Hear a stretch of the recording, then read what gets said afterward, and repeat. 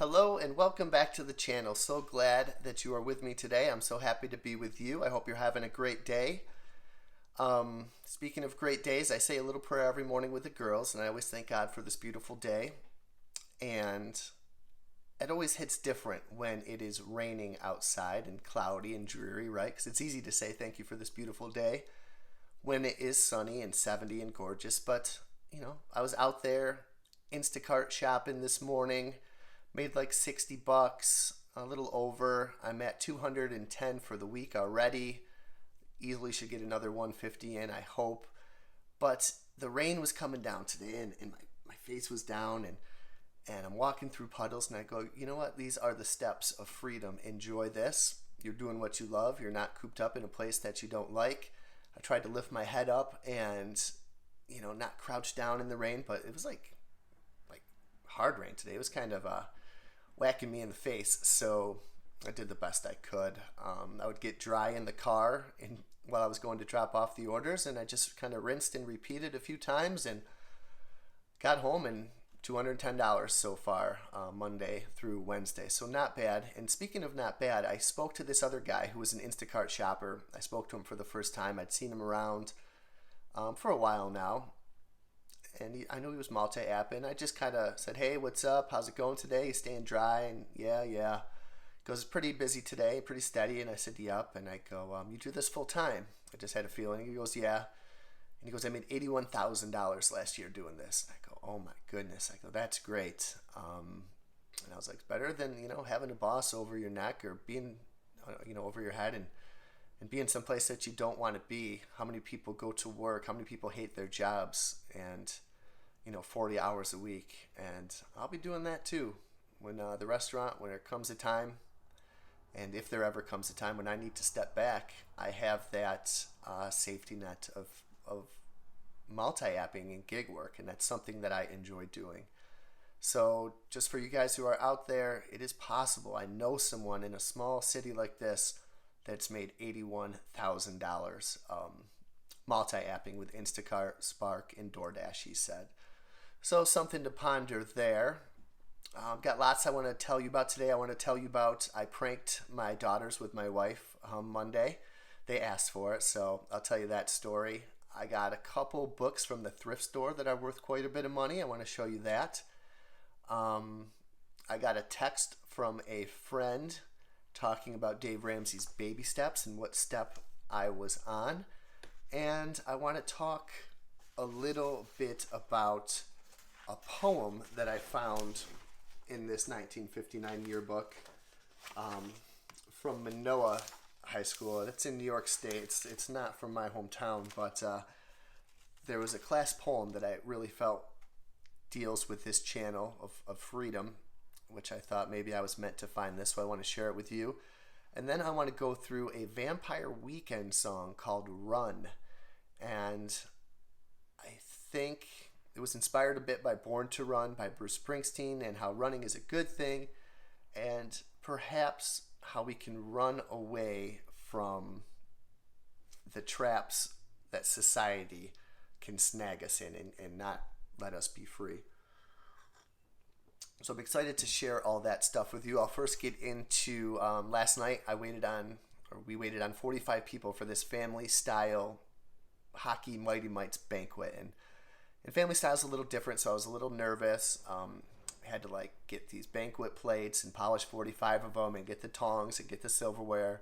It was chicken parm, meatballs, and pasta, and there was 18 to 20, 5 to 6 year olds, and man, they were so loud in that dining room. I'm like, oh my goodness. And the floor was torched, just a mess. There's bread on chairs, whole pieces, and I'm laughing. The kids are making the fart noises, and just kind of remembering what it was like to be that age. And my God, was it loud in there. But we pulled it off without a hitch, and I got a $200 tip just off that bill alone. We pool our tips there.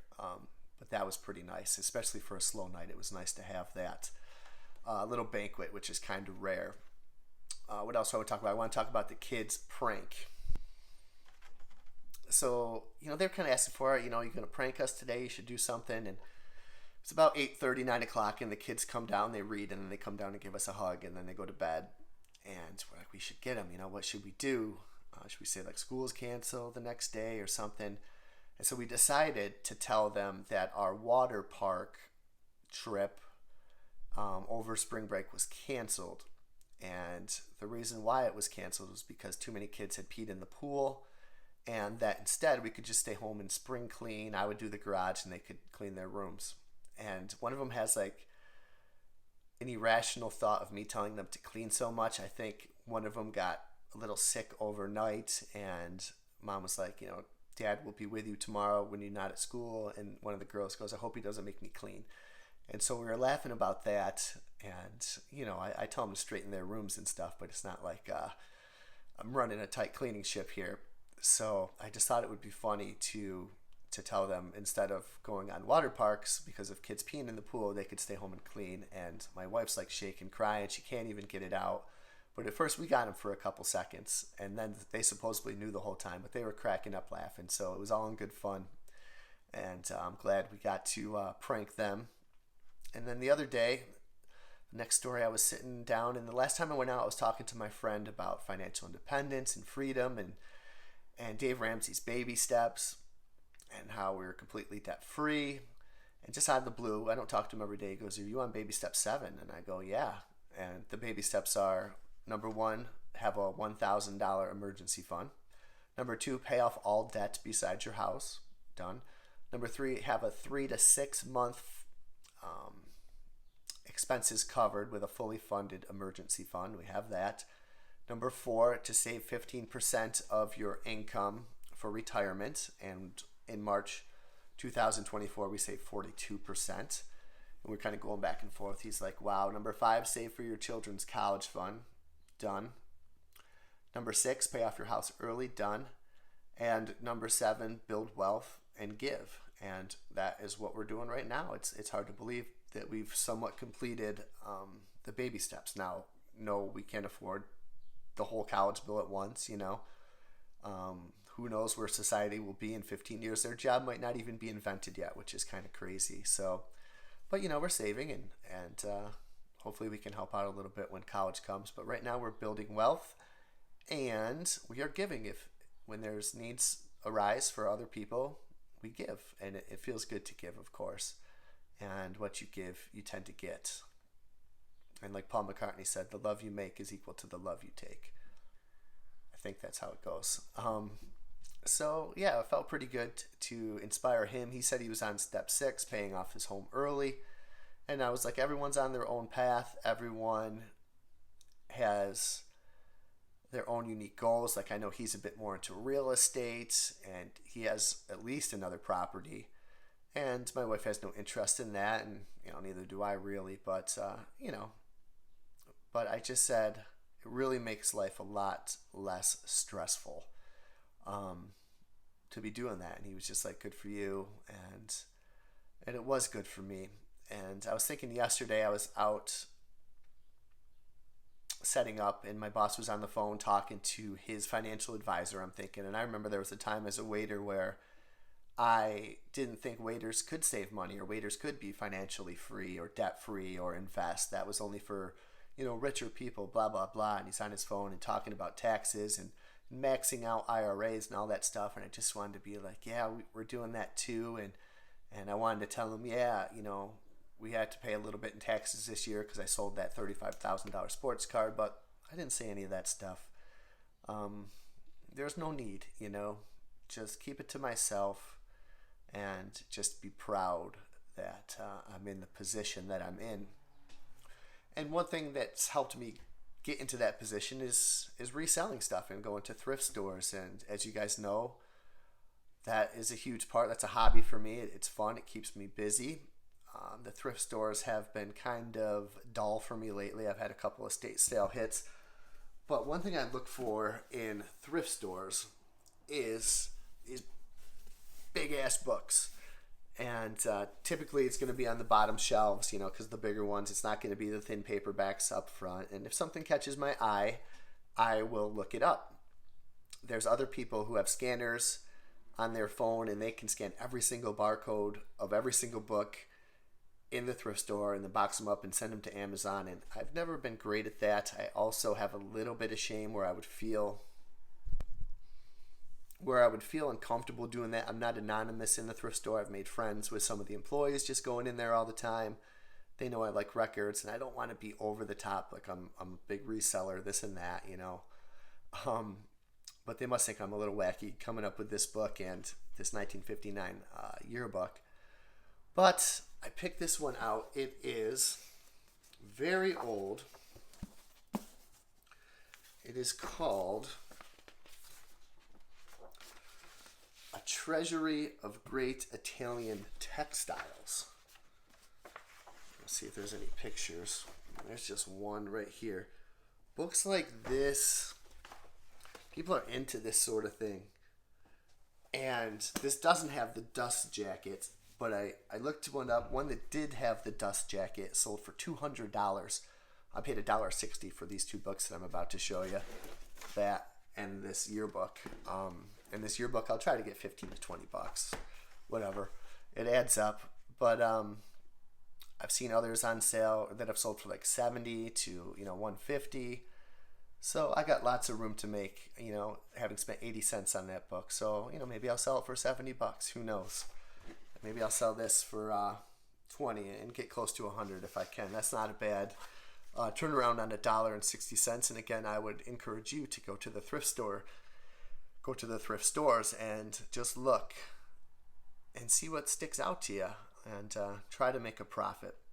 But as I'm going through this yearbook, and it has signatures on it, and it's from 1959, and I love looking at the old pictures, and it just struck me that I'm assuming the person who had this is now 83 years old, and how fast does life go by, right? And it's probably a life lived at this point. I hope they have many more years, but you're on the backstretch, I would say, at 89. But I wanted to breathe some life back into this book. I'm going to release it back out into the wild for a small fee. And I wanted to share this 1959 class poem with you that kind of deals with freedom. And I think we can apply it to our lives and keep the spirit of the class of 59 and all the people who are in this book alive. And the class poem states, "This is our graduation day. We have closed the books and totaled up the sum, and we are going on our way, for the best is yet to come. Endless are the opportunities, the vocations, and the professions that pass in the rear view before us. We are entering a land enriched by the labors of the past, and the multitudes of the ages have pointed the way plain and clear." Then it goes, "Let us resolve," and hopefully we can resolve to live this way, "to create with beauty, to work with honesty, to find truth, to seek freedom, to abhor evil, to live with love for our fellow man, to believe in God and the eternal, spiritual principles of life." I thought it was very interesting in there to seek freedom, to break free from anything that's holding you back from having the best day ever. And anything that might jerk you around, your addictions, your fears, that jerk you this way and that, your impulses. Try to just stay straight. The river of time is taking us for a ride, and we can't swim against the current, but we can go with the flow. And if we are aware and grateful, then I think that will be a life well lived. And so the final part of this video is going to talk about and take a deep look into Vampire Weekend's song Run. It was released in 2010 off their album Contra, which I love. They have 4 albums out, and they're about to release another one. I'm a big Vampire Weekend fan. As I stated, it was inspired by Born to Run by Bruce. I think the lead singer Ezra grew up in New Jersey, so he couldn't help but be aware of the boss, right? And running away is a good thing, I think he was looking at. I think this song deals with breaking free, with freedom, running away from society itself, and that's not such a bad thing, right? Because if we go by the rules that society teaches us, we're going to be in debt, addicted, mindless, chained. We got to break the wheel. We got to break free. I'm going to play the first verse to kind of give you a vibe of how the song goes. And then I'm going to kind of break it down line by line and see if we can't find some wisdom in this song. Yes. Every dollar counts, and every morning hurts. We mostly work to live until we live to work. She said, there's nowhere else to go but change in roles. It struck me that the two of us could run. So let's take a look at that first verse. Every dollar counts, and every morning hurts. And we've been there, right? And how does every morning hurt? And that's a crappy way to live, a crappy way to wake up. Could it hurt financially every morning? Could it hurt physically? Could it hurt emotionally? Could it hurt mentally? Could it hurt spiritually? Every dollar counts. Every morning hurts. We mostly work to live. So I think that means when we're kids, why are we working? Yeah, it might be to save up for a car, or for college, or for clothes. But I know for me, I work to live so I could have some money to go out and blow it and have fun and drink and party and go to concerts. Working to live. Then it goes until we live to work. So now we're living to work. We've grown up.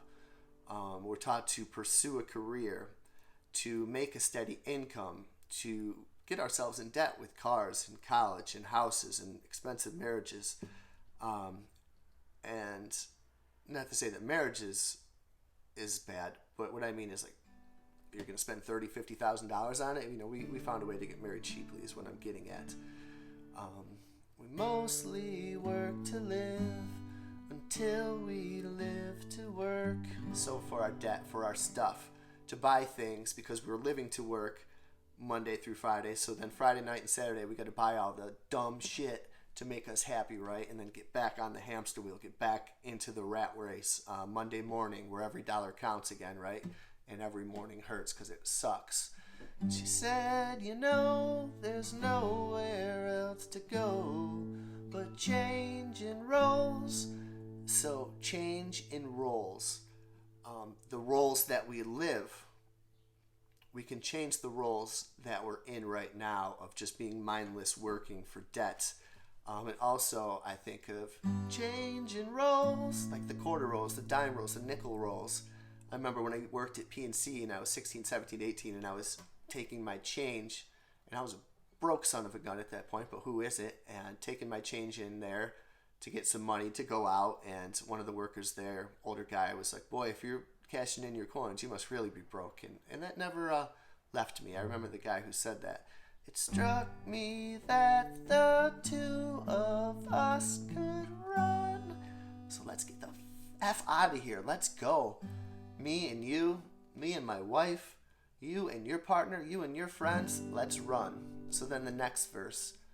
Worlds away from cars and all the styles in bars. So running far away from society to live a simpler life, where a little bit of condensation means so much, and a little bit of change is all your fingers touch. Stop taking things for granted, condensation, water, and a little bit of change is all your fingers touch, so we don't have much. But I said, there's nowhere else to go but change in roles. It struck me that the two of us could run. So those two, 'cause honey, with you, it's the only honest way to go. It could take two, really wouldn't ever know. Honey, with you, and a little better radio, we could try. So basically, love and music, honey with you, and a little battered radio. We could try. We could try means that there is no guarantee for success. There's not even a guarantee that this person, the other person, is going to go along with this. But we could try. So there might be some hesitation there. So lead my feet away, 'cause all they do is stay. So take the lead, because maybe I'm not ready for this. I'm not as ready as I thought. And maybe that was me taking the lead in our relationship, trying to become financially freer and happier and less stressed. And, all it would take is just us two by changing our roles. And I don't think your eyes have ever looked surprised, because we're just mindless. We're going the same way to work every day. What is there to surprise us? If we change our roles and if we run, we might see new things. Our eyes might become open. We might become aware. We might break free from the change and see all the beauty that life has for us. She said, there's nowhere left to go. But with her fun, it struck me that the two of us could run. 'Cause honey, with you, it's the only honest way to go. It could take two, really couldn't ever know. Honey, with you, and a little better radio, we could try. So basically, we're escaping to a better place, even if that's figuratively, because for myself, I didn't leave the place I was in, but I certainly left the place I was in, and so did the people who went with me. And we could try, because we're not going to give up, because we have each other. And we have each other here on this channel, and we're not going to give up. We're going to enjoy the process. We're going to be patient like we preached, and we're going to run towards freedom. Break free.